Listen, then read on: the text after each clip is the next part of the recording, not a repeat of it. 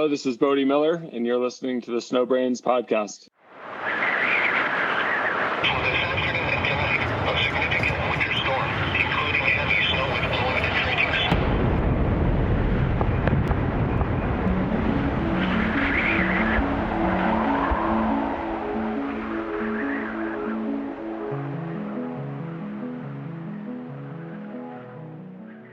Hello, and welcome to the Snowbrains podcast, where it's my job to interview the most intelligent people in the snow sports industry and pass their fascinating knowledge on to you, our listeners.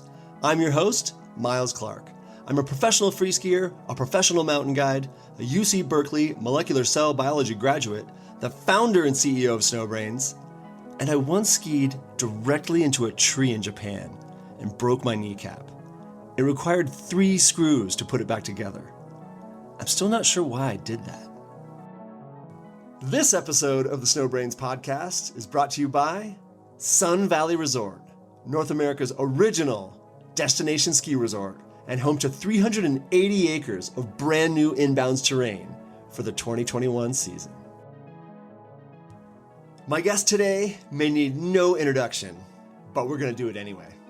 Bode Miller is the winningest male American ski racer of all time.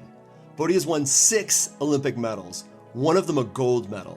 He's podiumed 79 times on the World Cup, with 33 of those podiums being first places. He's won 2 World Cup overall titles, which is huge. He's one of only 5 men in history to have won World Cup events in all 5 alpine ski disciplines. And he's the only skier with 5 or more victories in each discipline. What I found out in this podcast is that Bode is a general all-around mountain badass who's been most everywhere and done most everything in the mountains, including getting caught in gnarly avalanches, throwing misty 720s and double front flips, and losing over 50 friends and acquaintances in the mountains. His stories are one of a kind, and so is he. Hello, Bode. Welcome to the show. Thanks so much for being here. How are you, man? I'm well. Right on. And when did you ski last? Looks like you just skied today. We skied today with my 5-year-old. They have a ski day once a week. So I was out there with a bunch of 5-year-olds. Nice, man. How many days do you think you skied this year? North of 50 for sure. I haven't really kept exact track. Oh, you've been rallying, man. Nice. Well, Bode, you've done so much. You're the winningest male American ski racer in history. And so, today I really want to dig into your ski racing career, what you learned there, and what you're up to now that you're retired. So, all right, here we go. Rapid fire. How many days do you ski per season? It depends. I mean, as much as I can, usually 85, 90 days, but it depends. Some years it's less when we were down in California. Nice, man. How many of those days are backcountry days? Do you go backcountry much? I would say it's probably half and half, more powder focused or off piste, and then half on. Nice, man. Yeah. What's your main goal when you go skiing? I mean, I just like being outside. I'm a good outside person. I don't get too flustered with the weather, anything. I'm not a fair weather skier. So even today, going out with my 5-year-old I enjoy it. I just like being out there. What's your biggest accomplishment in life? So far, probably successfully navigating 8 years of marriage and 7 kids. It's definitely been the most challenging, but I think I'm also pretty well equipped for it now. I think of things as like what you're being asked to do and what's your skill set.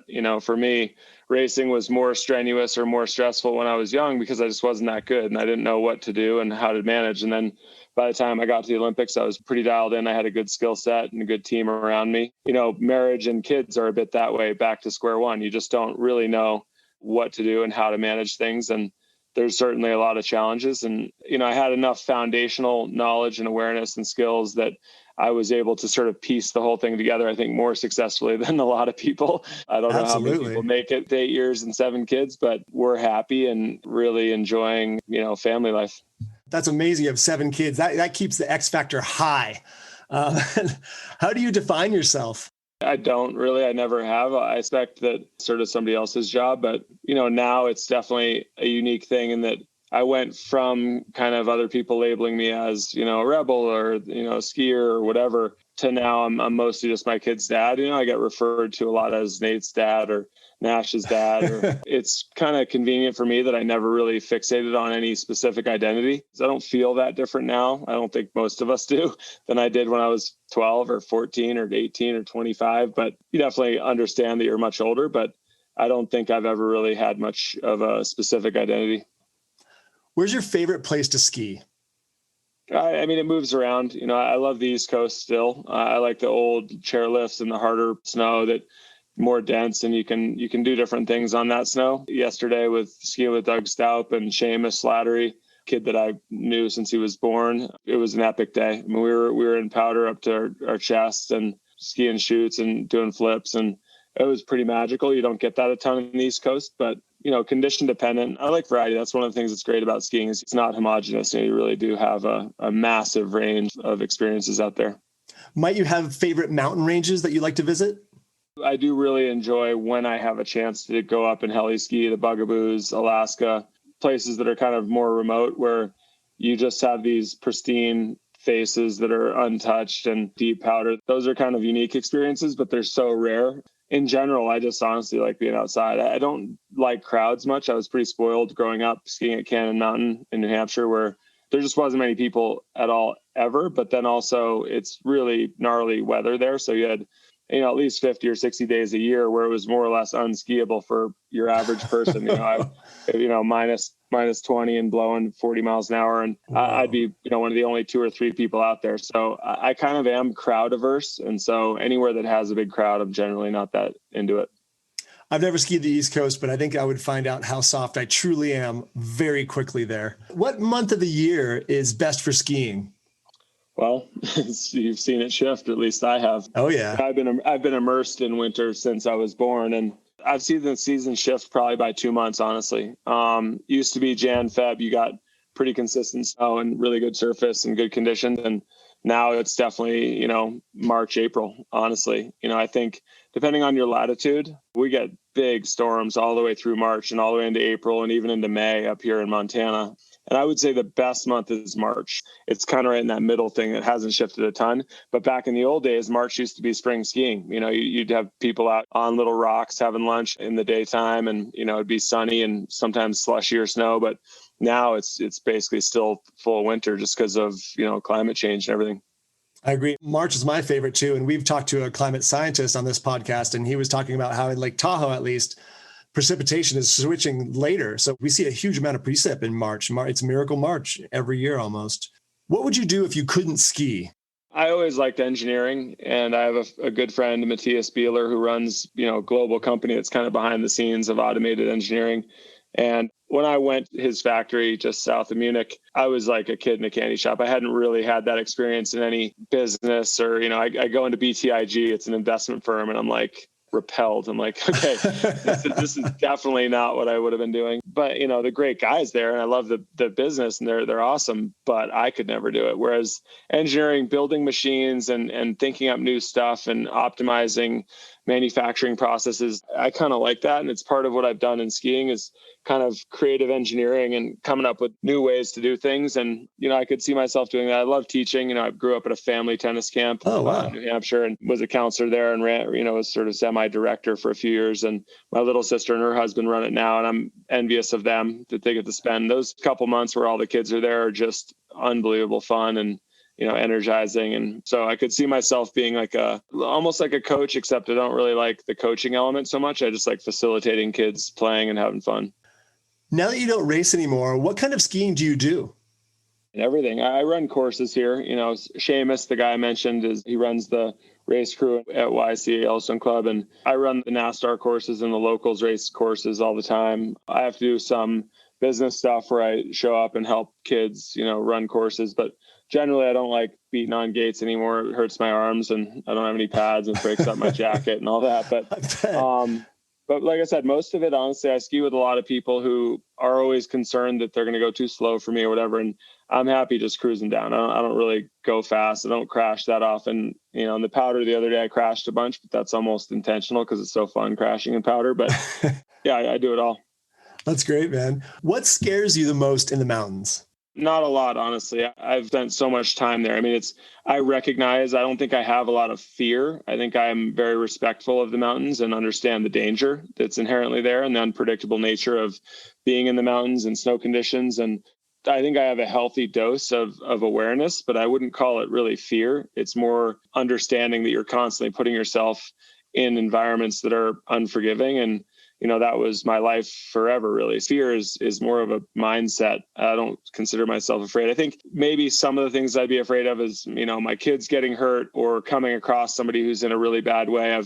I've had to do some pretty gnarly stuff. People crash and, compound fractures and bleeding out, asphyxiating and all kinds of stuff throughout my career. And those are scary because you just don't know if you're well enough equipped to help. In some cases, there is no helping or not solving the problem. And that's, you're out there and there's not anybody else. So it's not like you can just pass it off to somebody else. That's probably the only, again, it's not really a fear, but it's just kind of, those are the things that do present, a unique, difficult situation that I'd say I fear those. I understand that mentality that you're displaying there, because as a guide, I have my wilderness first responder medical certification, and I've come up on some terrible things, and it really is challenging, as you mentioned, and it can be really ugly. And so that's something we'll dig into later and talk more about crashing on the ski hill. What do you love most in the mountains?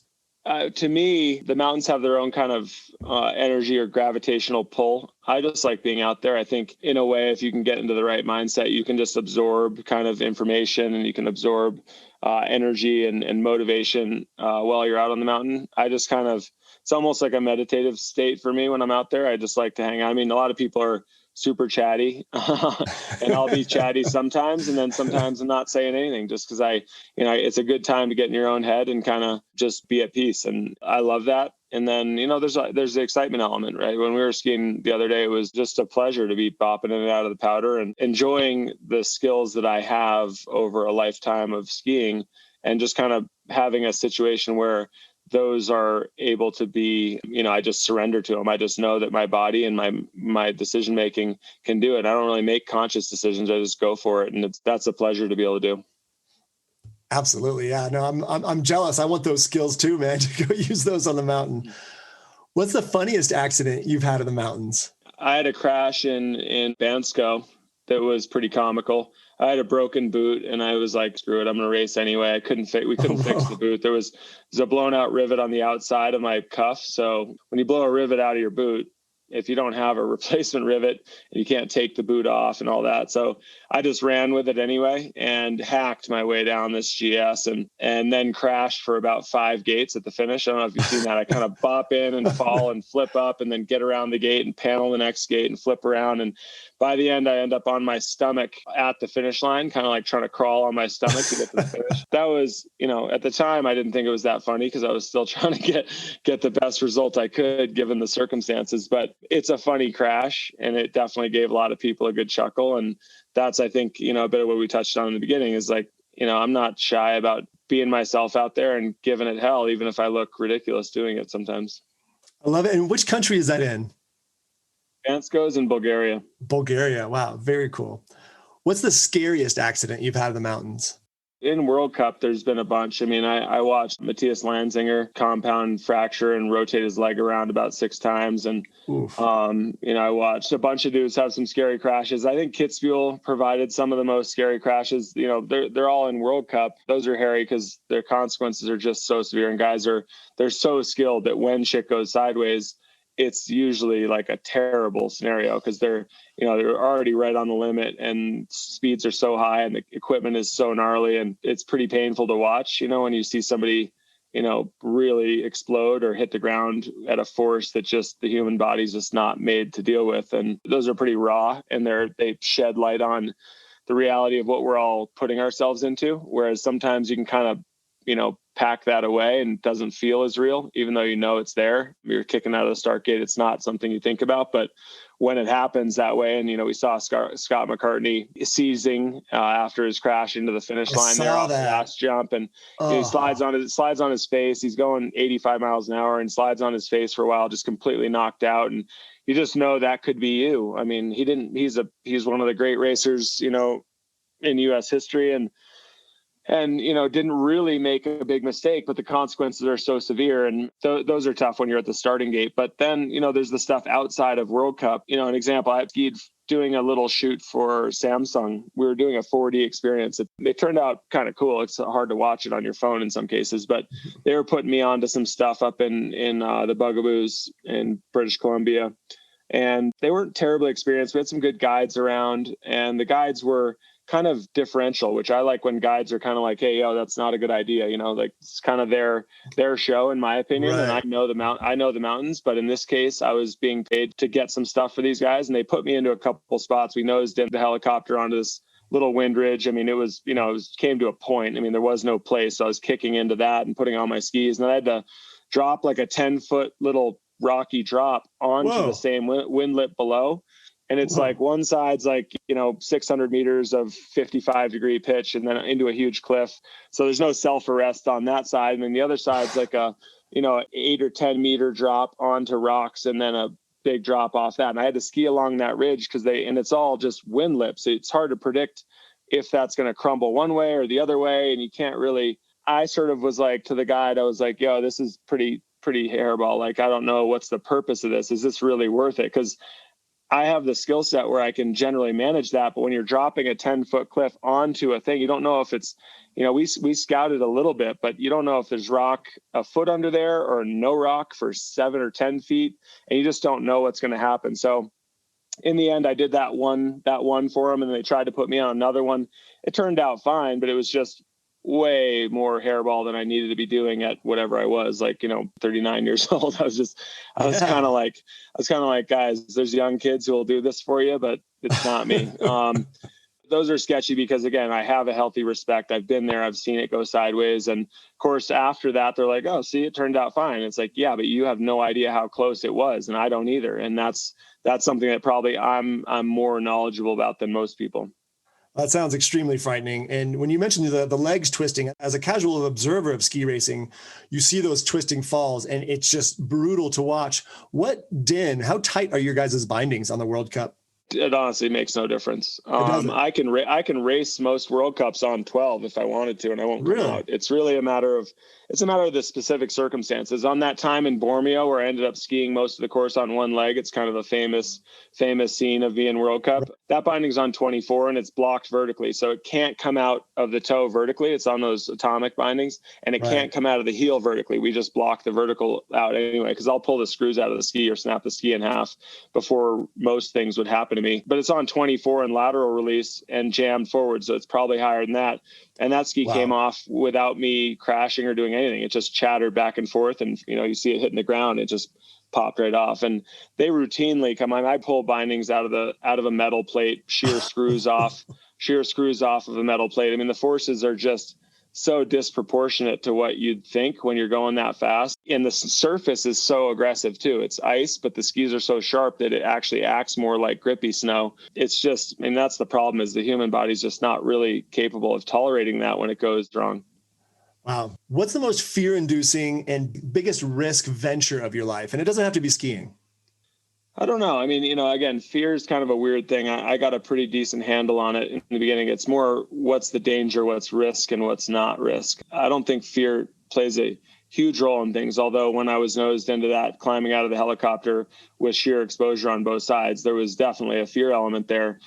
But in that case, it was directly connected to the relevant danger, right? It's not a figment of my imagination that if I make a mistake or something goes sideways on me, that nobody's saving me. There's no getting out of that. You're just, there's no self-arrest on a 50-degree pitch, off a cliff, and there's no bailout zone. There's nothing to do except ride it out and just explode. But those were scary. And that's why I extracted myself from that a bit. Good. But, we lost my daughter.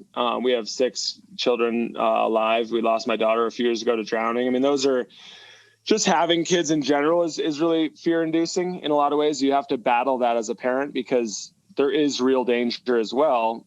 But a lot of the fear that you experience is actually, more imagination or not realistic. And you have to really be careful. Like that, that was a really incredibly shitty and powerful learning experience for us because the pool, we had a pool fence, we had all this stuff, but that wasn't something that we were super fearful of. We were fearful of other stuff, right? Abduction or, some other, sort of more mainstream thought. And the reality is that drowning is the number one cause of death for kids under 5 and number 2 under 18. So with 6 kids, that is what we should be the most afraid of because it's the number one cause of accidental death. But that's kind of an eye opener when you go through something like that where you can't turn the clock back. There's nothing to do but deal with it. And it makes you revisit, like, what is it that I'm afraid of? And then what is it that's actually the danger? And you kind of have to reconcile those. So, as much as it's impossible to put any kind of silver lining on anything of that sort, it was definitely a heavy learning experience to assimilate those two things that I think as a parent is super important because we miss shit all the time. That's really dangerous that we just pass over, right? Texting and driving, not buckling your seatbelt, like basic stuff that's like fundamental. And we're afraid of, whatever, like cell phone radiation, which is also maybe dangerous, but we place our fears in weird places sometimes. I'm so sorry that happened. And thank you so much for sharing. My mom and I were devastated when that happened. We learned about it on the news. So thank you for sharing that. And how many friends have you lost in the mountains? In the mountains, a lot of them are just acquaintances, people I knew, but it's unfortunately not a small number. When I was 8, I was following 2 local ski bums who I guess I would call them my friends, but they were 20 years older than me probably. And I don't know if they would have called me their friends at that time, but I just chased them around the mountain all the time. I watched a guy walk out of a pair of MRR bindings, old markers, and go straight into a beech tree at like 50 miles an hour and no helmet. And just, I was the first one there because I was 200 yards behind him and he was just exploded. His head was just apart and he was still bubbling breath. And, that was a pretty nasty eye opener. And he passed away while I was right there. How old were you? 8. Oh, continue. Wow. And then, Ronnie Burlack and a couple other kids on the ski team killed in an avalanche at Solden. And he's from my hometown. I'd known him since he was a baby, and then all the big guys. I knew a lot of the stars who have, were in our sport, in more obviously extreme skiing stuff, extreme speed kiting, all that stuff. The number is unfortunately not one that you can recount. It's up in the 50s for me of people that I was close with, at one time or another. But, unfortunately, and in a sense, I guess helps maybe our grieving or recovery process. They kind of knew it. They're just like I was. They weren't dumb. They weren't just like, oh, this is going to turn out fine. They knew they were gambling with their lives all the time. It was just the life they chose. So still shitty, but at the same time, just like big wave surfers or anything else, play with that kind of situation enough and something goes a little wrong and it's really harsh. Thank you for sharing. That's heavy. I thought you might have a lower number than some of our other guests who spend a lot of time in the backcountry, as a ski racer, but it's the contrary. I think you have lost more friends. That was not anticipated. I have a super diverse group of friends, right? Yeah. I was doing kind of extreme Trans World Super Park stuff with my little brother back in like the late 90s, early 2000s. So and I'm just a pretty friendly person. I have no bias. I love snowboarding. I snowboarded all growing up. So I knew a bunch of those guys. I went to school with Jeremy Jones.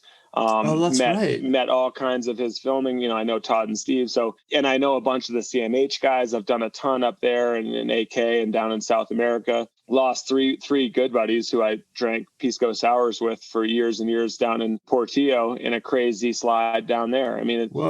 My reach is more global because I traveled so much for 20 years. I lost 3 buddies in Japan who one I went to school with and 2 guys I met in Nagano, one of my first Olympics over there. They got swept in and into the trees about 6 years ago. And, and then you look at the stats this year, it's nutty how many people are getting caught in the wrong place at the wrong time. And this hasn't been a very friendly year for conditions either that way. And Bode's referring to in the USA, we just lost 15 people in avalanches who passed away in 8 days. Early February. It's been a rough 8 days. And speaking of avalanches, have you ever been in an avalanche? Yeah, a bunch, honestly. No, I wouldn't call them avalanches except for probably 2. Okay. But a bunch of heavy slough slides they're bigger than slough, but they're actually kind of, but they're not a big fracture line. It's more just peel. But I was in a nasty avalanche up at Tuckerman's Ravine when I was 12 on my sister's birthday. And in April, and it was actually the day my uncle, my mom's brother, passed away, drowned in Echo Lake. So it was kind of a bad day for our family anyway. And I hiked up way up. They were on the lunch rocks, and I was the only one who wanted to hike. So I hiked up with some local dudes who I didn't really know, and they weren't too experienced, and it was pretty bad conditions, and I was kind of aware of it, but figured we'd get by. And we got up there, and just hiking up, one guy kicked in. He was third in line behind me, kicked in, set off a slide, took the guy out behind him, and it was just a little one, just kind of dumped him down, but he bailed. And then we went up further, and the other guy was trying to take a piss and kicked off the trail, and there was a slide. He lost his skis and he went down, but was fine. And so I ended up with one dude who had one ski. The other ski had gotten taken down, and we got up way up above the head wall, up into the upper fields, and it's still a pretty heavy pitch up there. And I was the only one with skis. So I built myself a little spot and was kind of checking the snow out, but I was like not knowledgeable enough to really know. And I was like, I'm small and there's tracks over there. As soon as I get across this little cliff band, skiing above the major cliff band, to the sort of the main right side chute up at Tuckerman's, and I made it across there and was like, kind of like, okay, good. I'm on tracks. And I made 2 turns and a huge 3-foot fracture line, like 150 yards wide and 300 yards long. I mean, just a massive, massive slide. Broke loose. I right in the middle of it. No chance. Just immediately sunk in and just got mauled. And it hourglasses, it bottlenecks between these 2 big cliff bands. And I was just getting absolutely beat up. I mean, huge chunks of snow, kind of spring snow, real heavy. It was just mashing me around. And then luckily it was so heavy and so big that it whipped. I mean, it was super fast, and they heard it down below because it was such a loud crunch and the rumble and everything. And they cleared the lunch rocks in like 3 seconds. I mean, everybody ditched their packs and everything, just booked it off of there. And the thing went straight through the far, I guess, lookers left lunch rocks. And luckily when it hit those, it packs up against them and creates this big ass jump. And a bunch of them is just these huge plumes of snow shooting up. And I hit one of those and was flipping. I had KVC comps at that time, K2s. They had that neon base. And luckily I also had Solomon 747 bindings turned up to like 24, just because I hate as a 12-year-old. Well, but I didn't, there, you just don't want to lose your skis, right? No. I mean, I could self-arrest or recover from almost anything, but if you lose your skis, you're in trouble. So a couple guys who were watching saw my skis kind of flipping through the air up in this big plume of snow because they were neon orange. And that luckily put me, when I landed, a lot of the snow was going around the rocks, the snow that wasn't actually hitting it. So that put me right on the top. And then it kind of slowed down and packed up against another rock, and I got crushed from behind by a bunch of snow that was packing in. The only thing that happened is I had some ski pole that had leather wrist straps. It popped my wrist, dislocated my wrist. That was the only thing that happened. But managed to dig myself out. I was like right on the top, 2.5 feet, basically. Kind of just popped up and was like, holy shit, that was gnarly. But all the guys were looking for their packs, and they were looking for their packs and skis that had gotten swept away off the rocks. And it was like 16 to 18 feet deep where I was, and I was on the top 2 feet. So, and I didn't know, no peeps, no Avi. I mean, they had probes. No way. It would have been zero chance. Even if I was 5 feet under, there was no chance they were finding me. It was it was 300 yards long where it stopped, and, at places, like I said, 18 feet deep. So that was a hairy one, and pretty, I came out of it fine, dug my other pole out, which was only about 15 feet down past me. And I kind of knew where it was. So, ended up skiing down. My wrist was, pretty fucked up, but besides that, it was fine. And that was, I think, a really good wake up call, kind of you better have your shit together and be prepared, because stuff can go sideways on you. Wow. Intense. Thank you for that story. And I know the answer to this is yes, but I'd love to hear a quick list if you have one. Have you ever been hurt while skiing? Yeah. I mean, I was pretty durable. I would say that was my, one of my better qualities. Wasn't terribly strong, but I don't get hurt easy at all. And I realized that if I was really aware as I was crashing, I could actually mitigate danger really dramatically, very consciously retaining certain body positions. If I got chucked one way, knew how to roll, and knew, just from crashing thousands of times, I really did. I mean, some guys would probably crash thousands of times and just be like, that hurts each time. But I was really like, I'm going to keep doing this. I was very aware, like, this is not the last time I'm going to be ragdolling myself. So I better learn how to tuck my head, how to protect my head, how to protect my arms and hips and knees. But yeah, I mean, I've gotten hurt tons of times. I mean, I out jumped a landing on the top of Chamonix downhill, and 75 meters distance off a jump, and just right into a compression. Just out, and no one before me had skied the top well. It was only like 15 seconds, but and they were like, the jump's no problem. The guys are flying 30, 35 meters, landing right on the steep part, no problem, just send it.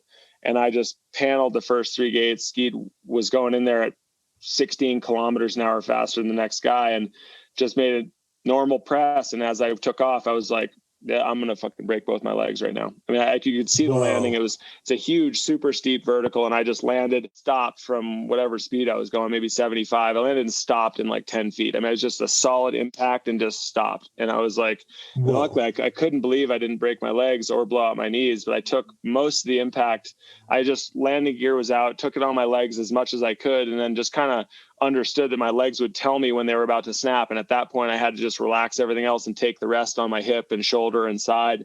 And that was a pretty nasty crash. One of the more uncomfortable, like 15-second periods of like, really couldn't tell what was broken or what was not broken. I mean, everything hurt, like feel like getting hit by a bus or something, you know, you just like, it was just brutal. And that unfortunately happened to me. That was a bad one, but it's very similar stuff another 100 times. I don't know. I mean, the number is so outrageous of times where I crashed really, really hard that, you know, I don't really order them or prioritize them in any way. Trying to forget. But I remember a lot of times laying there just, you know, moaning and trying to get breath and trying to figure out which part's broken the worst or if you're really in trouble or not.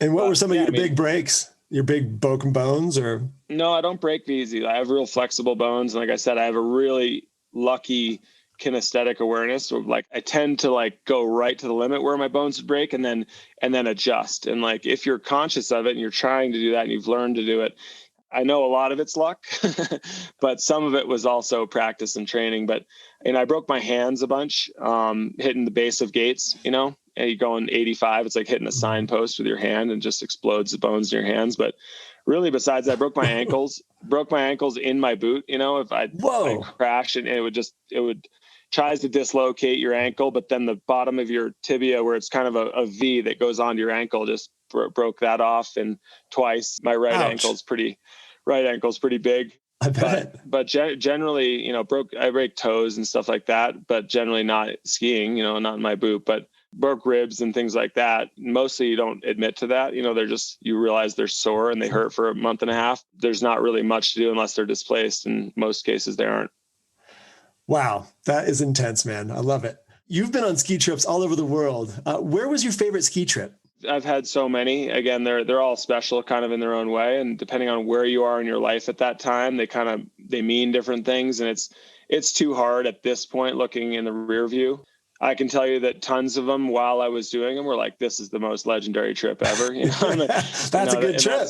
That's not uncommon, honestly. You know, I was very fortunate and like, I kind of had the red carpet rolled out for me and had opportunities because of my, you know, experience and my credentials from racing. I really had some unbelievable stuff sort of presented to me, but I've had moments, you know, where they weren't lost on me. You know, mornings hiking up down in Portillo, we'd start at 1 a.m. and get up high, you know, 18 or so thousand feet by sunrise and, you know, and see the sun come up over the rest of the continent, looking all the way over to Brazil. And those are just things that, you know, a bit like Forrest Gump, you know, I don't know if you know the movie well, but he's kind of reflecting back when he's talking to Jenny. She just says, I wish I could have been there with you. And he's like, you were. It's just, there's things that you just can't capture on film. You can't capture any other way. They're only through your eyeballs and into your own brain. And, you know, I feel pretty lucky that I had thousands and thousands of things that I think other people just haven't had the opportunity to experience because I spent 35 years in the mountains in various places doing stuff. And I also like putting myself in those environments. A lot of people wouldn't hike, you know, wouldn't do like we were in race camps and I was up there and I'd come down and be down at, you know, 8 a.m. and go train for 3 hours. And wow, you know, but a lot of the heli ski stuff is a little bit more mainstream, but there's some days that are just legit. You know, you find a pocket, nasty weather, find a pocket, got a badass pilot, it'll poke you out there, and then you get up above the clouds and it's just unbelievable. You know, those are legendary. Is there anywhere that you would not go back to? It's always a mix, right? We had a nasty little trip down to Chillán in Chile, south of Santiago. And it's like you're in these concrete bunkers and in the mountains there, if a storm comes in, I mean, you're not far from the coast. And if a storm comes in, it can just come in. And we had like 6 or 7 days of just pummeling snow. We're in these concrete bunkers with pisco sours and no music and basically nothing. that was like borderline. People were losing it. Like you couldn't even really go outside. I mean, you could get lost 20 feet from your place. I mean, it was like the snow was so thick, and it snowed about, 15 or 20 feet in, Jeez. 5 or 6 days. All the lifts were stocked in.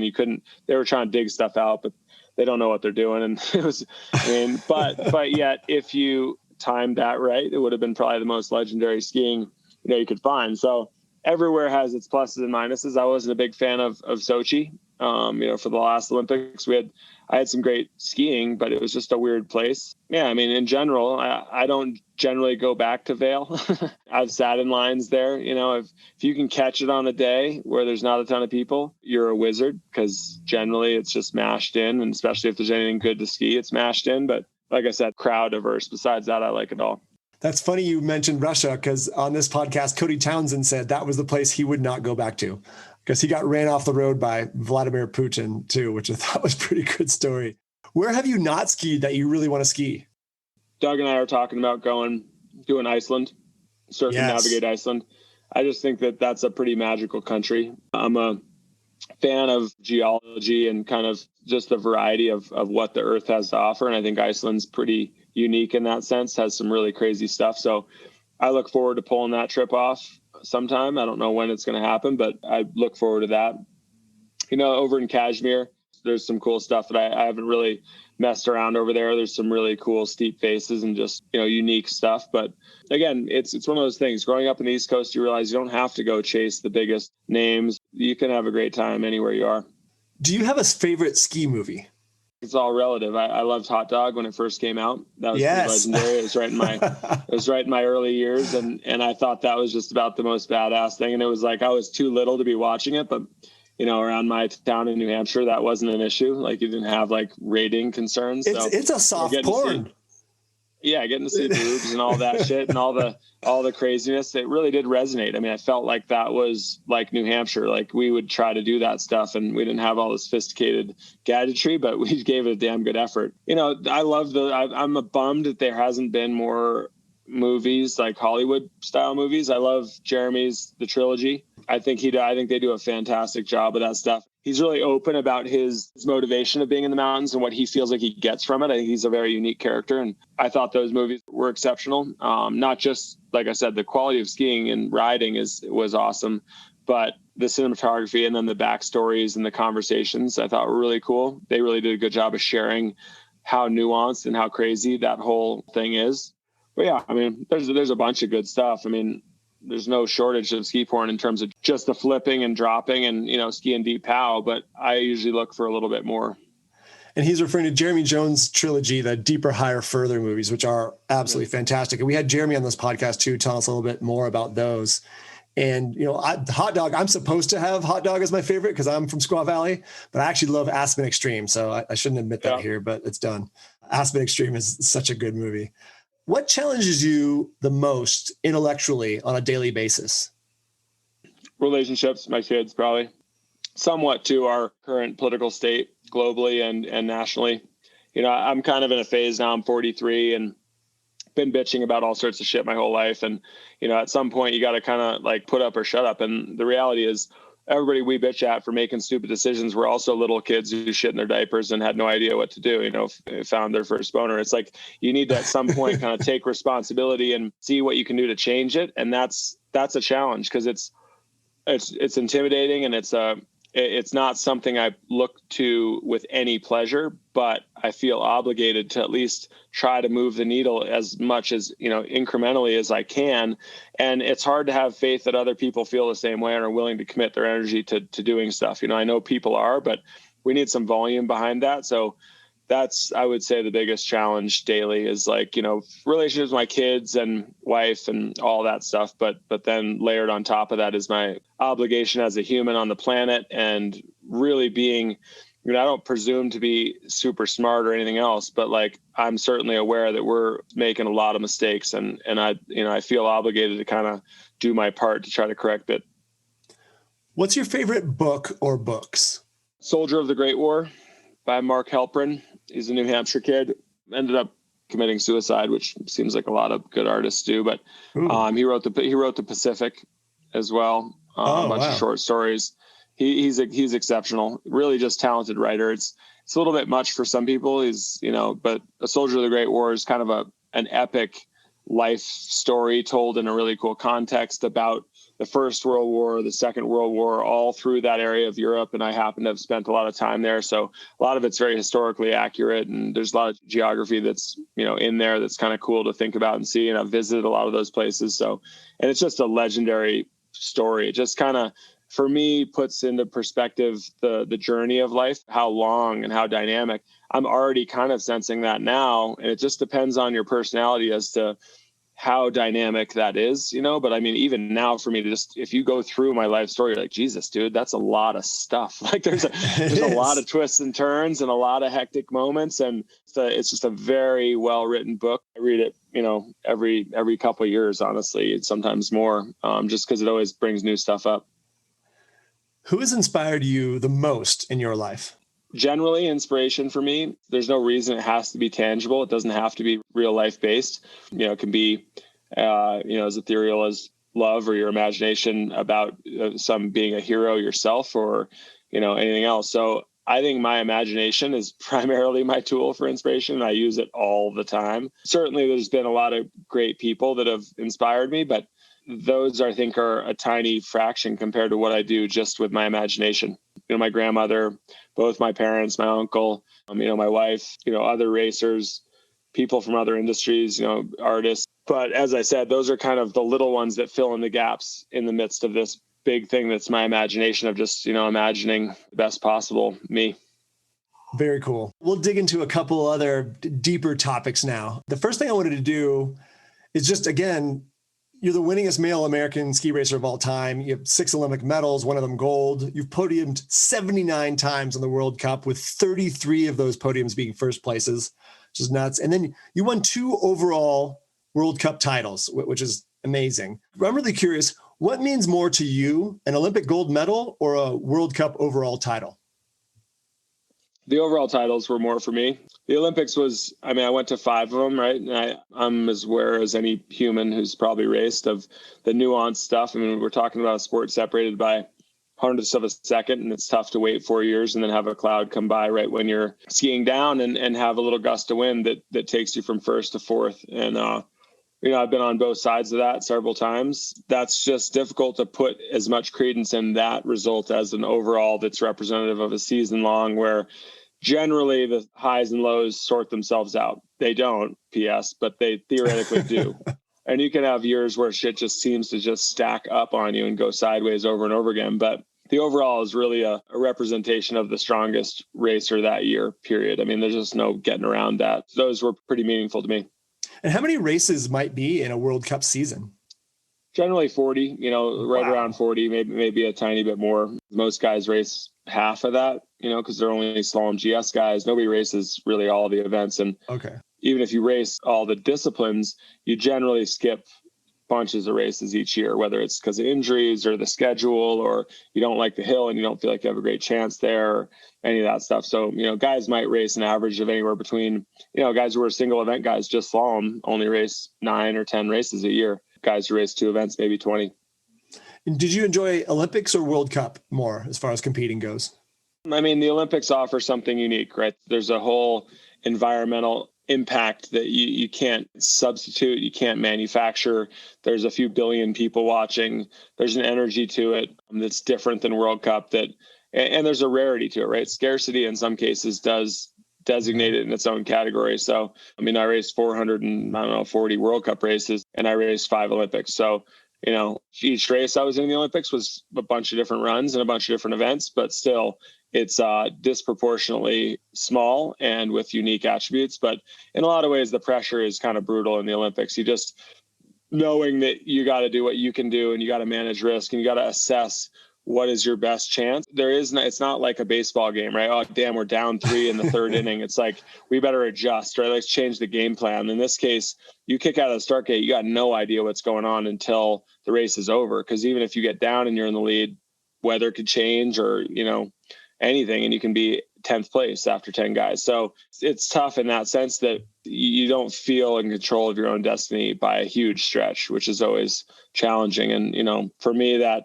kind of took the governor off a bit and was like, fuck it. If it's going to be that way, I might as well send it and see, because there's no prize for fourth place in the Olympics. And it happens all the time where guys feel like they got it. They ski within their, boundaries, and they execute and they end up fifth or sixth, a total drag. So I definitely sort of went the other direction on that. Oh, I like that. I think it's, a bit more all or nothing in the Olympics. You're one of only 5 men to have won World Cup events in all 5 of the alpine ski disciplines. And I think you're the only skier with 5 or more victories in each discipline. And, many of us think of you as a downhill specialist, but that's clearly not the case necessarily. What do you think made you such a well-rounded skier and good at all these different disciplines? Just work. I would have certainly won a lot more races had I made different decisions, but I was looking to this as my life's journey, and I wanted to make it something I was happy with and that I looked back on with fond memories. And I think I didn't sacrifice my life to get results. So, I was better at slalom GS in the beginning. I really enjoyed speed. I liked it. So I constantly was pushing to get better at those at the sacrifice of the training I could have been doing to get more wins in slalom GS, certainly. And then when it was clear, mostly because of equipment, but when I was on really bad slalom skis that nobody was winning on, not slalom specialists who only skied slalom. We're going from the previous year on a different company, winning and being in the top 3, 5 all the time, switching to my company and being outside the top 30 within 5 or 6 races. And I would still race slalom then. And everyone was like, dude, you have no chance. And it's not because you're bad. It's because your equipment's terrible. No one can win on that stuff. Why are you wasting your time training and not resting? And I just enjoyed it. It didn't really bother me that I was crashing in slaloms all the time, all the way up until I quit. I was still running slaloms all the time. So I just enjoyed it. I wanted to make the most of what I had. And I always felt like I was missing out if I was skipping races. And you were really just saying straight out, the equipment is huge, right? So your slalom experience would have been totally different had you had different equipment. How big is equipment in skiing? It's equal to any other group of attributes or of impactors of results. It's equal to all of them combined, but so are other things equal to. It's almost an impossible thing to say, because you could be the best dude, technically, most fit, perfect start number. If you're going on absolute garbage skis, you have 0 chance of winning, 0. And conversely, you could be on the best skis. If you're not anywhere near fit, you have no chance of winning. Right. It's like you have to be within a range of, say, like the 40th percentile in like certain things up to like the 80th percentile, and have everything going, because there is no way to get through it if you don't have everything in its place, at least in the right zone, right? You could win if you're in the bunch of things at 50%, kind of middle of the field, but 2, you're like, the best or right at the top, and you could still pull off a win. You're not going to win 8 or 10 races a year. For that, you need way more categories where you're kind of higher up. That's what's so frustrating and so challenging, and also humbling in the sport. Like I said, I have 430 World Cups and I won 33, and people are like, you're awesome. I'm like, how many times that means I got my ass kicked? That's a lot of ass kicking. That's like, if you win 5 or 6% of your races, you're a superstar. That means 95% of the time you're not winning. A lot of the time you're actually just getting pummeled. Yeah, no, that's crazy. It's like baseball, right? You have a 300, you're batting 300. It's like, wow, you barely ever hit, but that's amazing. Yeah. And I think downhill, ski racing is like that. And downhill is your favorite discipline, I assume. Is that right? It honestly moved around. When slalom was good, I loved slalom. There's nothing better than when you're balanced and everything's that quick and it's so precise, and you feel like a fighter pilot maybe, or something, where every decision is just precise, and it's not 2 in a row or 10 in a row. In my case, with my style, probably different from Michaela or Marcel Hirscher, who just were that much better than me in terms of like technique and all that. They had a much bigger window, which is why they won so much more. But for me, when I was on my game, it was exceptional, because I was like, my tips were within a half an inch of 15 gates in a row. And it's just like, whoa. Super G was my favorite at times when my skis were really good, because you felt like you had a bigger window. Like I could ski different lines if I wanted to, I could attack, but it was difficult because there's no training runs. You just inspected. And my inspections were primarily around speed and avoidance of real catastrophic danger versus really understanding and knowing the course. I just knew I had to avoid certain pitfalls and then just go with it. That made that tough, because if I didn't know the hill real well and had run it a bunch of times, you were just going in there guessing. And downhill, I had a lot of times where I loved it, but it was also tough because I was in the era where they went from kind of traditional sets and they just kept compressing and compressing and compressing, making everything way more turny. I mean, it would be one thing if you didn't know, right? The young kids had no idea that it was different before. But for me, it was brutal to see them modify things in the farcical declaration of safety or something else. And all it did was make it more dangerous, but it was also way less fun. And what are the speeds like in the different disciplines? What's top speed downhill versus Super G versus slalom? It's all different. We broke 100 a few times, 100 miles an hour in downhill. Whoa. Usually Vangen, but they don't have speed traps. They're just speed traps, right? So you don't really know. They generally put, Vangen, that the bottom of the Honigschus is like, it's fast. That's probably the fastest we go is broke 100 a couple times. And then Super G up to 85, at places there's, big jumps, but it's generally slower than that. Average is maybe 65, 70. And then GS, we had times where we were well over 100 kilometers an hour in GS, which was insane back in the old days. Distance between gates was 30 plus meters, 35 meters at times. The bottom of Solden was insanely fast one year where I won there, but average is probably, 45 miles an hour or something like that. I won in Sestriere one time, and the bottom of that course was on atomics. I won, and it was so fast. We were probably going 40 in a slalom. It was just like the rhythm was so quick, you just couldn't believe that you kept making gates. But now it's a lot slower. I've heard you say in the past, I'm amazed more people don't die ski racing, and you're talking about all these speeds. What makes you say that?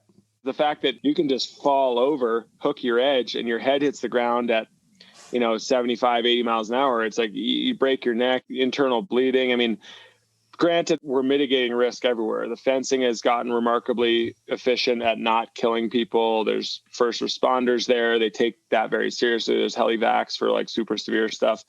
But it just shocks me that it works, honestly, because I've seen places where I'm like, well, I could crash right there and there's no fence at all. And it goes straight into the trees. And like, if that were to happen, you're going to the trees at 75. Generally, you're not surviving that, no matter who you are or how lucky you are. It's just, there's no way to dodge, 50 trees going 70 miles an hour.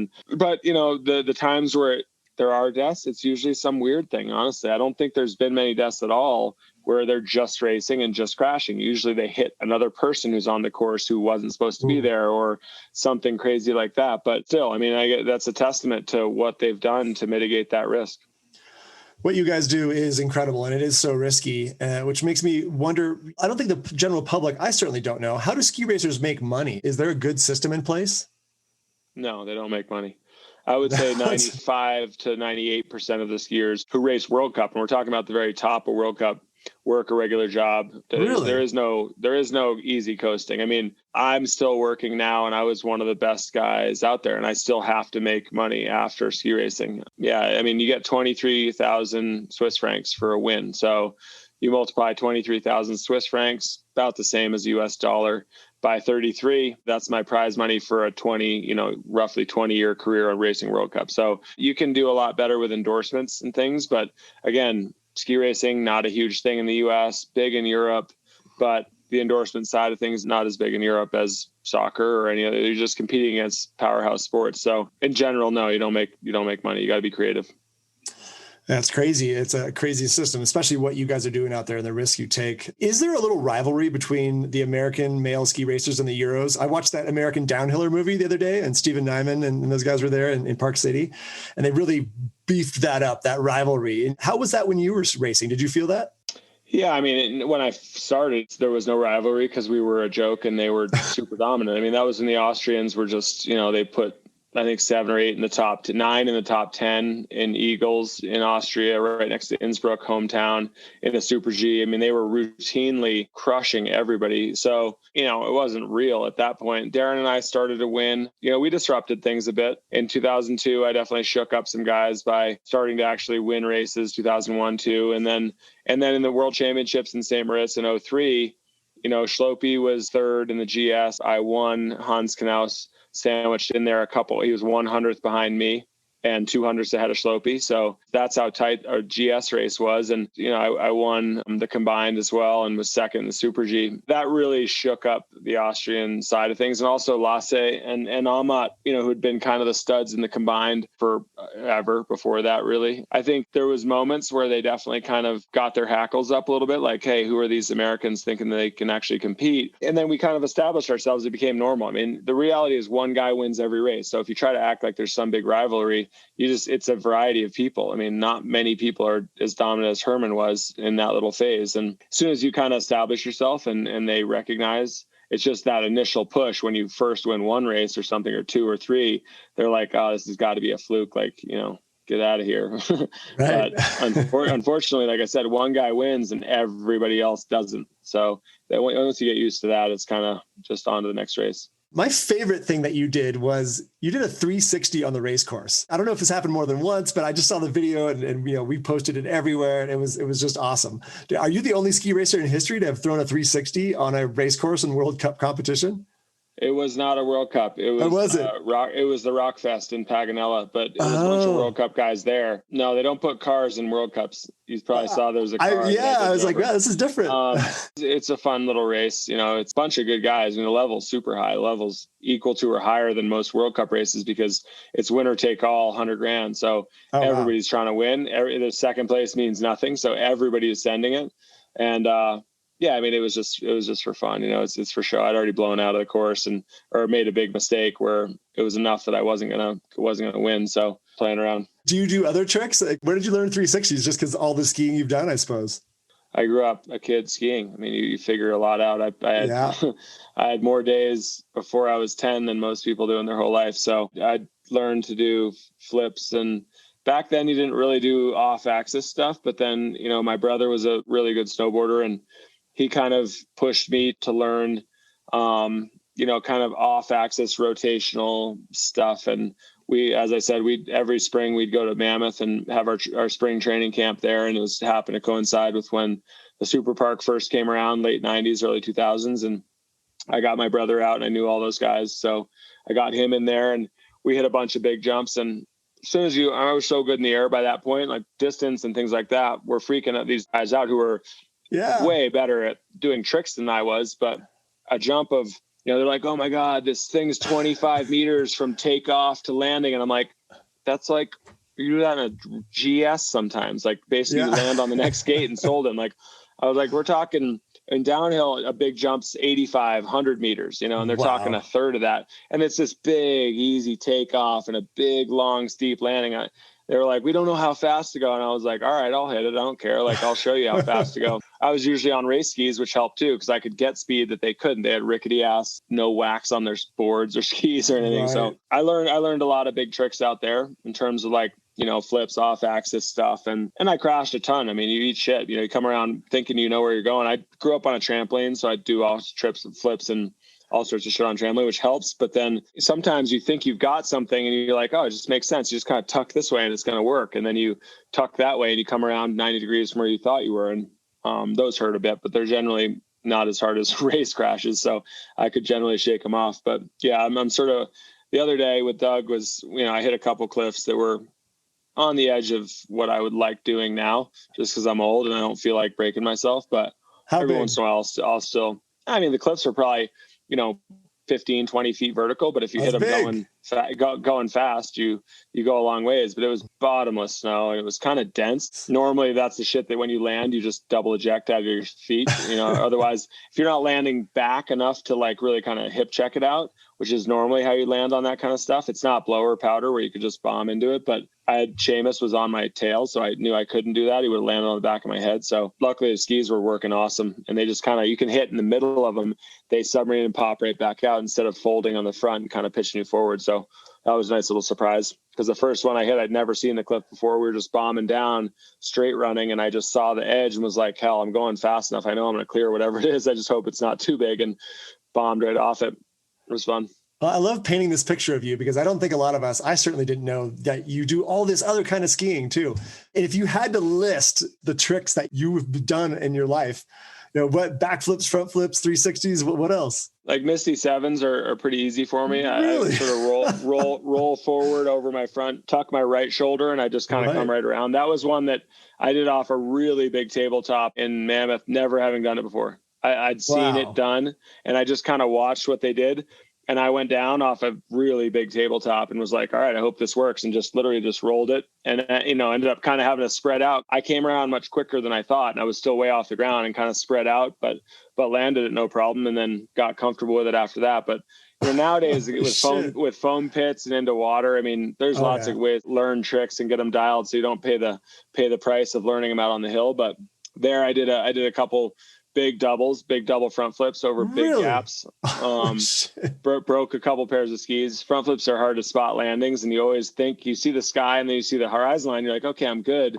And you open up, and then you realize the landing's 45 degrees, and your skis are flat to the horizon. And you just land, and if you land hard, you just snap your tails off. But broke a few race skis trying to do that. But yeah, I mean, like I said, I'm not really talented with tricks. I just had so much ski experience that I had lots of chances to fart around. And days like the other day, it'd be a perfect day to learn. I mean, you could just boost whatever you wanted, and you're landing in a bottomless pillow. As long as you're not kneeing yourself in the face, you're going to be fine. I think it's amazing. I don't think many people listening to this will have known that you did Misty Sevens, which is a front flip 720 or a double front flip. That's amazing. And I love that you spent that time with your brother who, your brother Chalone, or Chili was his nickname, who passed away in 2013. And he was a cutting edge professional snowboarder. I mean, obviously you guys were doing tricks like that together. I also lost my brother back in 1998. We were skiing together in Bear Valley, California. He was 13 and I was 19. And that was hugely impactful for me. I was pretty weird from 19 to 21, digesting and dealing with that. And it really changed me. It really gave me a different perspective. I really don't sweat the small stuff in life since then. And I'm curious, after your brother passing away, you guys were close. How did losing your brother change you? Well, I went hunting this year. That was probably a nuanced thing that most people wouldn't expect. I never had any interest in hunting my whole life. I killed a couple things when I was small, mostly by accident, felt horrible about it, felt beat up for weeks in some cases. And I'd go hunting with my brother and his good buddies in New Hampshire, but I just like tracking. I'd go out in the woods. I like walking around, smoke a joint and just fucking cruise. But then when he passed away, somehow, I don't know. I mean, granted, nobody does, right? But I don't know what the mechanism is, but I think his energy or whatever it is, it goes to the nearest, most energetically compatible place, which in this case was probably me for most of it. I'm sure a bunch of his buddies got the same. I don't think it has to do necessarily with genetics, but he and I were very similar and very close in everything we did, the way we talked, the way we are. And I just found myself putting inside at my house. He used to putt inside incessantly, golfing. And I never did. I had no interest in it at all. And then I'd find myself putting, like, what the fuck am I doing? Like, who's running the show in here? I'm doing weird shit. And then this year up in Montana, I was like, I just was already signed up for my, my hunting license to get a elk. And I was like, yeah, of course I'm going hunting. And I was like, why am I of course going hunting? I've never done it in my life. I don't own a gun. What am I going to hunt with, a rock? Like, I was like, what am I thinking? But that was a really crazy thing that really was, I think, comforting in a way, because I could still feel elements of him and like that I absorbed that. But, also watching the way he decided almost to live his life in the face of he was having seizures, not a lot, but, a couple a year maybe because of his brain injury, and the medication he said was miserable. And he was like, look, and my mom and I, we honestly tried to talk him into just doing the medication. And I think our angle was very authentic. And I think he really did listen. It wasn't like, I wasn't saying, dude, you should do this for the rest of your life. I was saying, buy yourself time. Shit moves fast. Like, we're going to come up with new medical stuff that could potentially be way better. Just give yourself the time so you can see, your nieces and nephews grow up, and you can just like, life is long. And he was kind of like, yeah, I hear you. That's really logical and makes a ton of sense. But if I go and do that and I die in 3 weeks anyway, I'm going to be pissed off. And I was like, no, you won't. You'll be dead. You'll be fine. But he really did have a very stubborn and specific way he wanted to live his life. And ultimately, with a Miller, or really anybody, but especially a Miller, you can't fucking tell him to do anything. I mean, he was his own person. So, I respected that, but, to see it go the way it did, was tough. It was just tough to, I wish he was here. He was a good dude and had a lot to offer. So, everyone makes their choices. Like I said, I know a lot of guys who live a lifestyle, they more or less know he's going to kill them. but they keep doing it and they have an awesome time and they inspire people and they do amazing stuff. And then they get killed. And it's like, you got to just, I guess, lift a glass to them and be like, all right, that's a unique type of person. Agreed. Yeah. Thank you for sharing that. I spent a little time with him. We lived in the same hotel for a couple of weeks in Bariloche, Argentina. I was guiding for a ski camp there and he was there charging around. Very, very fun, cool cat. And I enjoyed my time. He's a good dude. Very good dude, man. I enjoyed my time with him. I just want to jump into really quick. We don't have to go deep into this, but performance enhancing drugs in ski racing, is it prevalent? Yeah, it's hard to say. It's been there, I think, forever. I think its prevalence is a weird term for it. It exists in basically every sport, right?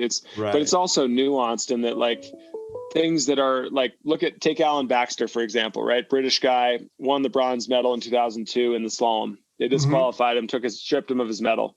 It was for an asthma inhaler that was doctor prescribed. It was only on the banned substance list for 3 months. Prednisone or something. Wasn't on before. They put it on for the Olympics, took it off right after. Guy loses his medal for it. Like, so is that doping? It goes in the record books as a doping bust, like performance enhancing doping in skiing. It's like, no, that's not what we're talking about. We're talking about, Hermann Maier. We're talking about, the Austrian juggernaut that was that phase. They had a system. They'd take guys up to Salzburg in the summer, spend 3 weeks there, come back 25 pounds heavier. Like, that's doping. And, it's the same in the Tour de France, like, the blood doping stuff that obviously has now come out with Lance and all that I knew about then. And I'm not one to judge. Look, it's the way the sport was. The only judgment I had was that the top guys weren't ballsy enough to stand up and say, look, this is our sport. You want to deal with it or you don't. Like, deny it if you want to, but there's no, they had that responsibility. And that was my only criticism of them. Not so much that they were doing it, but they weren't able to have the balls to stand up for what they were doing and actually express it. It would have been ultimately a lot better. But the times where it's been a shame to see was the times where it hurts the people. The Kostlich family, fantastic family. I love them. They were some of the best skiers in the history of the sport, both of them. Ivica beat my ass in slalom. He's the reason I didn't win the slalom overall title twice. And they had a very specific program, and they both had organ failure, towards the end of their careers. And really, luckily, the human body is a miracle, and they both, more or less recover, and they're healthy now. But yeah, it just torches your body most. I mean, they were skiing 3 times as much as anybody else, and I was skiing a lot, and they were skiing 3 times as much as me. They're skiing, 340 days a year of actual on snow training. Jesus. And that's just, the doping is to recover and to get the body to adapt. And if you can ski 3 times more than everybody else and you try hard and you train hard, you're going to get way better. It's been a part of the sport, but I don't think it's anything to focus on. It's not really, I wouldn't say it's not a problem or not problem. Who's to say? Really, the reality is, you want to talk about unfair advantages. The Austrians have a way unfair advantage just because they're government funded and they have all the best guys. And that, it's not doping, but it's like the same thing. I mean, they can do shit that we can't do because they're the Austrians, So I look at all that shit in the same bucket, kind of. Great perspective. Yeah, it's just something you can't even get into it. It's so complex. But so we'll jump to the next thing real quick again. So you had that 1 second controversy of kind of drinking and skiing after you talked to 60 Minutes in 2006. And I'll just read your quote here that I got the media fired up. Talk about a hard challenge right there. If you ever tried to ski when you're wasted, it's not easy. Try and ski a slalom when you hit a gate less than every 1 second. So it's risky. You're putting your life at risk. It's like driving drunk, only there are no rules about it in ski racing. How do you look at those comments now? That whole thing was actually, ironically, it was taken a bit out of context. I was saying the culture in Europe is that way. It's routine for people to have schnapps at a thing on the side of things. So when I was saying, have you ever tried to ski wasted? It was actually about the culture over there because you see it all the time. And then the racing, when I was racing in that race, I was just hungover. I mean, I hadn't drank since one in the night before. I had no buzz at all. The race was actually delayed. I don't know if you remember the race. It was men and women were in the same place. It was in Lenzerheide in Switzerland. I'd already locked up the overall. I'd won the overall. Everyone leaves on Sunday. The race is Sunday, the slalom race, and everyone leaves. So I'd locked up the overall, beating Benny Reich. Me and Darren, I think we tied for the Super G win, and it was done. And so everyone's there. And instead of having the award ceremony, which meant nothing to me, and then leaving, which everyone did, I was like, we're sending it tonight, Saturday night.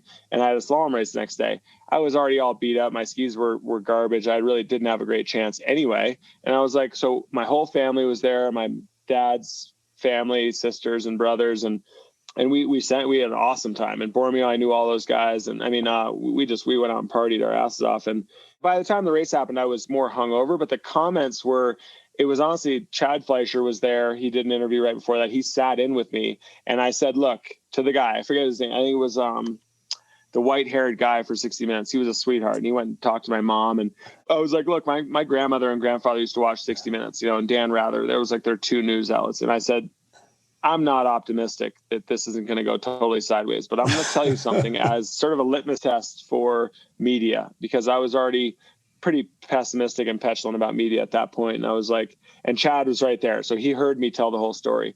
And I was like, and after off camera, I was like, you watch. Your editor is going to have no choice but to make that the thing. I'd won the overall, right? I mean, I actually ended up winning the second run of that slalom, even though I was throwing up in between runs. Like, wow. It was one of those things. It was such a small part of it. And it was really American guy makes good, wins the overall, blah, blah, blah. And it just didn't make sense that it was done that way. But in the end, it was, I did not feel good about teasing that to the media because I knew what would happen.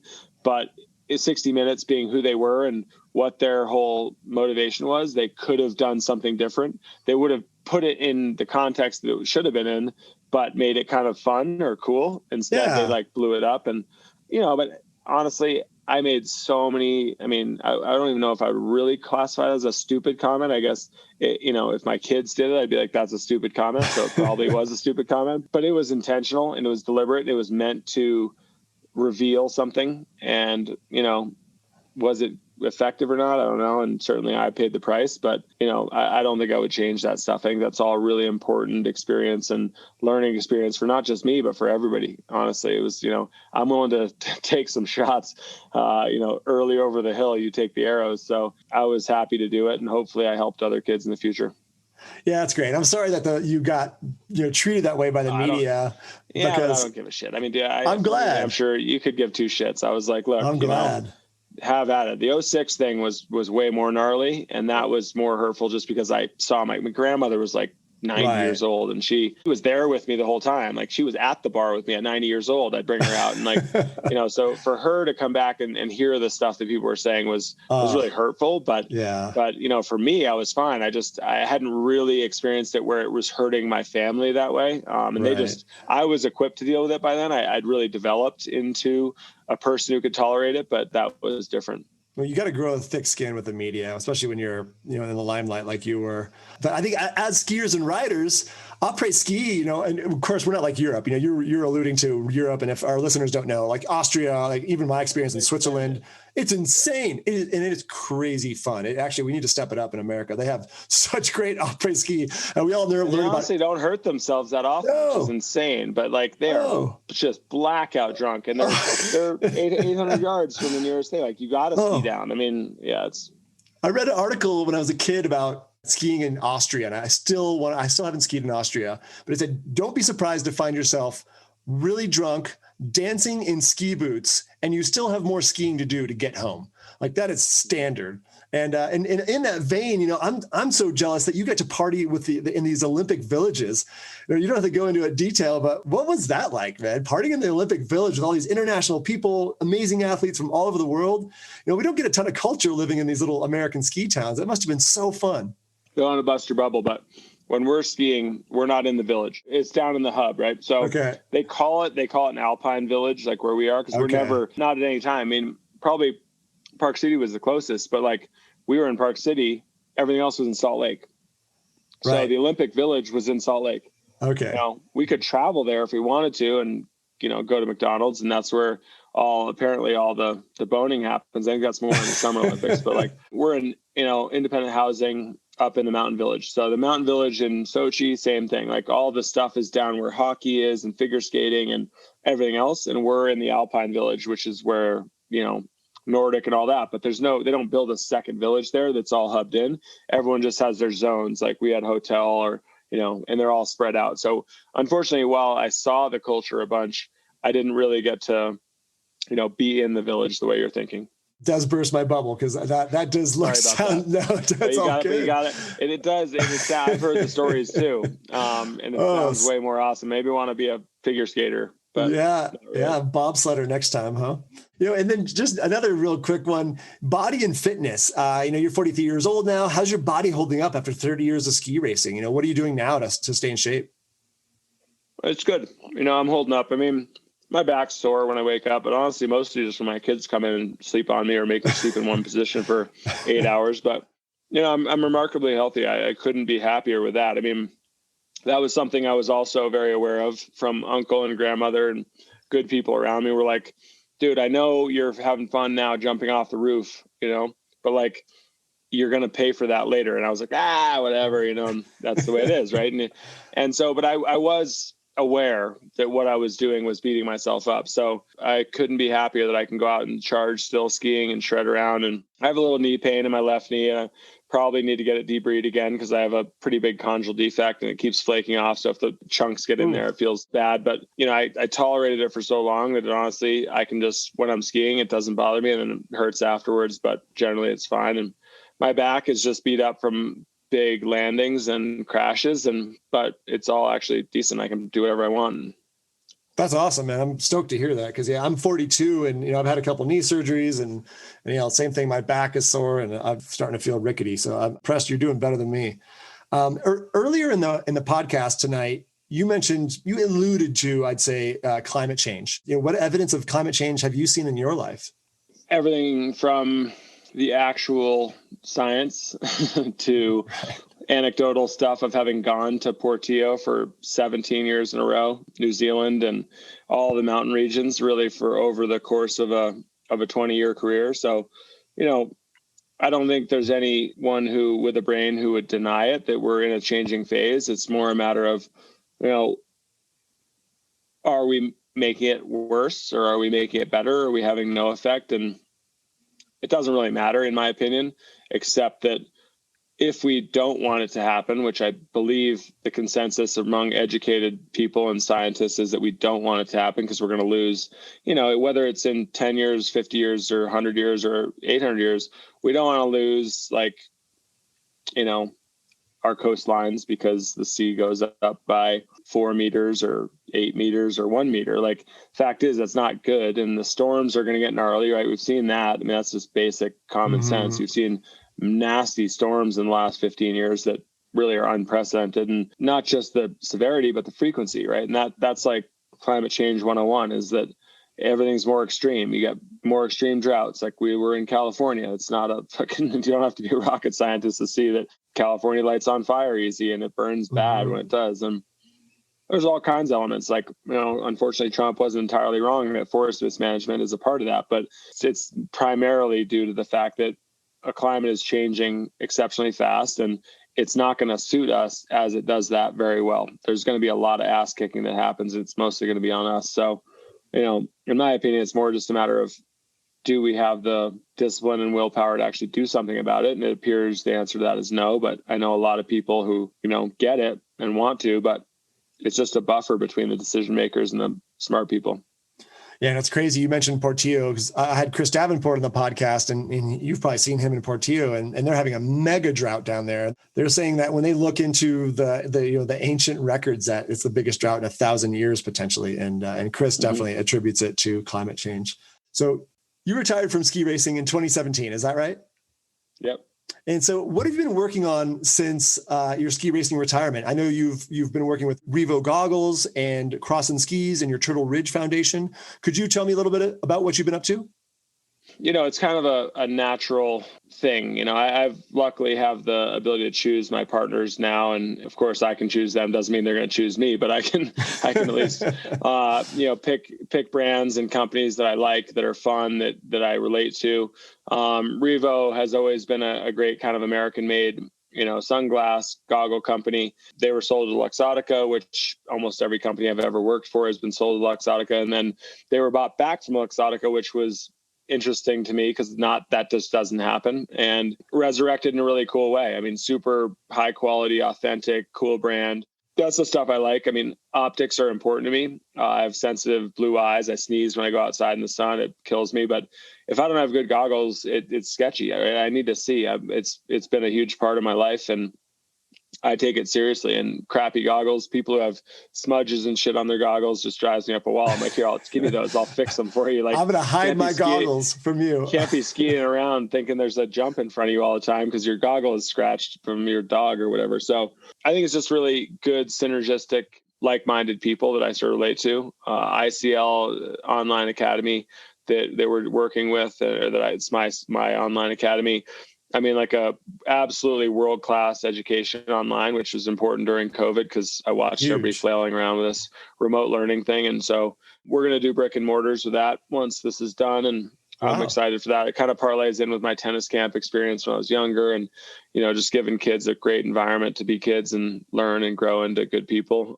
Yeah. Crossin', my ski company is, I've continued to search for it, man. I'm patient and I'm not going to quit anytime soon. And Crossin' seems like the right fit. It's, the guy who started it's aerospace background, in planes and winglets. And he's young and he loves skiing. And I just want to actually build really good stuff. And I don't, Bomber was tough for me to have $2,000 skis. I just didn't feel like that was my people. I didn't grow up with money to buy $200 skis, let alone 2000. So I just feel like that industry's gone that way. And I like to make it more accessible. And, I think there's a lot of good skis out there. People are building good skis, but they're not evolving and they're not building really good stuff. So yeah, I look forward to being able to influence that and brings great skis to people for less money. Skio is a technology app and then hardware that quantifies skiing and informs you of stuff you just can't see, which, as I said, has always been interesting to me. We tried to do that in the early mid 2000s, 2005 or so. And we got a lot of good information from it, but we were kind of analog at that time. The technology just wasn't there and we were struggling with it. But for me, it was actually really informative about what my skis were doing, what line change did what, and what my edge angles were doing, and having baselines I could refer to later. And I wanted to bring that to the general public as well as kind of a social network where you could challenge people, especially during COVID. Kind of everyone's isolated and sucks. And I can challenge you to a carving thing or the biggest cliff drop or biggest jump and the sensors record everything and just automatically compare you and you see who wins. So there's a bunch of cool projects. I actually am overly exposed in terms of my project list, but yeah, as long as everybody knows that my kids need me, I have to bail and it's all good. Well, that's great. Yeah. And then the Turtle Ridge Foundation as well is adaptive ski support. Yeah, we started Turtle Ridge. I mean, I sort of started independently, late 90s, and then actually incorporated it into a 501c3 in like maybe 2001 or so. Two of my sisters really helped me with it. Originally stood up to help a very close family friend, was driving out to my house actually to party and crashed his car and was thrown from the car and high level paralysis, and just trying to reintegrate him into sports. He was a good friend of my little brother's and good snowboarder. They were the kind of two badasses of New Hampshire. And just, I realized how poor the infrastructure was around adaptive sports. And so I helped stand up a couple of the adaptive sports programs around there, Brent Woods and Loon and Waterville Cannon. And it was incredible to see the adoption rate of those resorts. I kind of thought it would be a couple of years. They'd kind of push back and want me to do it. And I was fronting all the money and everything just myself at that point, but they just jumped on it. I mean, it really became the norm. And it was right during the very first times of Wounded Warriors was springing up out in Aspen. I was helping with that as well. And within a year and a half, honestly, if you had a resort and you didn't have an adaptive program, you were kind of behind the curve and looked like a dumbass. And that was really cool to see. And we kind of evolved with that and built a bunch of sit skis and kind of changed the sit ski industry because they were charging way too much. And I was buying them and I was raising money and then buying them, and they were charging 10 grand a sit ski. And I just thought that was obnoxious. So took them all, reverse engineered them, built one and could build it for like $2,200. And they got pretty pissed off about that, but it disrupted the industry. And because we were giving them away, they couldn't really do anything about it. We weren't monetizing it at all. So they couldn't really sue us for patent infringement or anything else. And we knocked the price down by about, 50% in 3 years, which was sort of the goal anyway. And then, just trying to give people who have been unfortunate with their situation opportunity to get out there and enjoy life and experience sports. So it's been good. Bode, that is an awesome project, man. I love hacking the system. I love cheating, basically. And so I feel like you did that in a super positive way. Cheat for a good cause. It's not really cheating. It's just screwing the man. We're out of time here. So we'll just do the last couple quick questions. Why do you live in Big Sky, Montana? It's the best spot. there's not a lot of people. It's growing, great economy, great opportunity. Our kids go to an IB public school. So the public school they go to up here is better than the private school I was paying 18 grand for them to go to down in California. We can ski out our door and ski right over the lift. We have a sledding hill right there. We had a bear on our front steps in the fall. It's just an environment that you can raise your kids confidently. It's a small group, there's high level of accountability. It informs them about nature and their responsibility and accountability and independence, but also risk management. Like, you can't just go be a wingnut here. Like, you'll get your ass handed to you. So, for me with 5 boys, It was important. You get big dumps like we had the other day where we're skiing chest deep powder. The mountain at Big Sky has exposure that I have no interest in skiing. It's that difficult, maybe 20 years ago. But there's tons of skiing that's just unbelievable and fun and challenging. And you don't wait in long lines. I mean, maybe at Big Sky you do sometimes, but I have access to the other spots out here that are unbelievable. So overall it's just summers out here are some of the best in the world. So it's good. Spectacular. And what might be next for you? What's next? I mean, hopefully my ship comes in, win the mega bucks or something. I have a bunch of businesses that I really enjoy. So I'm not too overly concerned about, whether they make a ton of money. I just really like doing them. And as I said, building really good skis, helping the system to evolve, working with Snowbond and trying to sort of truly expand the footprint of skiing, get some inner city kids and population dense areas that are way outside of the ski hubs to experience what skiing is on a Snowbond or whatever with those adventure parks and then plug them in and see if we can get people out skiing and enjoying nature. And, there's going to be a change. We're in a weird phase right now. COVID threw a wrench into things and a lot of people saw possibilities that they probably wouldn't have seen without it. And as much suffering and shitty as it's been, I think it's been a cool turning point for a lot of people. There's huge mass exodus out of metropolitan areas to more rural areas and people are reprioritizing. Yeah, I mean, I'm big fan of that. I think it's really healthy as a race for us to experience that. So yeah, I just keep doing what I'm doing, raise my kids. Well, that's great, because my next question is what's the silver lining of COVID? And I think you answered it there. People are getting to live their ideal lifestyle, and I love that. Bode, that's all I've got for you, man. I really appreciate your time today. Do you have anything else you'd like to share here at the end of the show? That's it. That's it. That's all you get, man. That's all you get. No, that was thorough, man. I'm going to go enjoy my ribs. Yeah, dude. Hey, thank you so much. I really appreciate it, man. It was great talking to you. Thank you so much for being here. Have a great day. And we'll talk soon, man. And I'll definitely look forward to talking to Doug about you guys' ski weekend. Sounds good. Right on. Thanks again, Bode. Have a great day. Thank you so much for listening to the Snowbrains podcast. If you liked this podcast, please share with your friends and family, and please subscribe. To find out more about Snowbrains, please visit us at snowbrains.com. You can also find us on Instagram, Twitter, and Facebook at Snowbrains. This episode was edited by Robert Wilkinson. The music was done by Chad Crouch. I'm your host, producer, and creator, Miles Clark.